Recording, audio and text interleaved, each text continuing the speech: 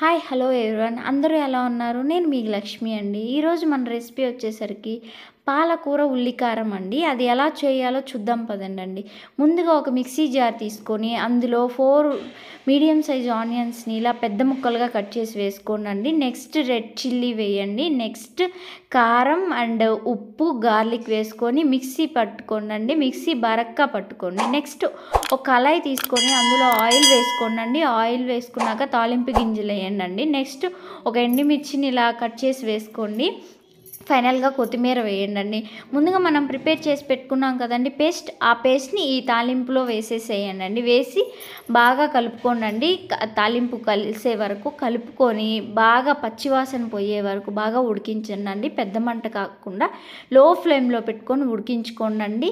లో ఫ్లేమ్లో కలుపుకుంటూ ఉడికించుకోండి. ఇట్లా మూత పెట్టుకొని ఒక 5 మినిట్స్ కూడా ఉడికించుకోండి. లో ఫ్లేమ్లో కలుపుతూ ఉడికించుకోండి. ఉడికించుకున్న తర్వాత ఒక 1/2 టీ స్పూన్ పసుపు వేసుకోండి. పసుపు వేసుకున్న తర్వాత ఒకసారి కలయబెట్టుకొని ముందుగా మనం కట్ చేసి పెట్టుకున్నాం కదండి పాలకూర ఒక కట్ట, దాన్ని ఈ ఉల్లికారంలో వేసేసేయండి. వేసుకొని ఇలా అడుగు నుంచి నిదానంగా చిన్నగా కలుపుతూ ఉండండి. కంప్లీట్గా కలిసే వరకు మొత్తం కలుపుకోండి. కలుపుకున్న తర్వాత ఒక మూత పెట్టుకొని ఒక 5 మినిట్స్ అలా ఉడికించండి. సిమ్ ఫ్లేమ్లోనే ఉడికించండి. పెద్ద మంట పెట్టొద్దు, చిన్న మంటలో ఉడికించుకొని ఇలా ఉడికించుకున్న తర్వాత ఒకసారి మూత తీసి తీసుకుంటే ఇలా ఉడికిపోతుందండి. ఇంకా ఉడకాలండి.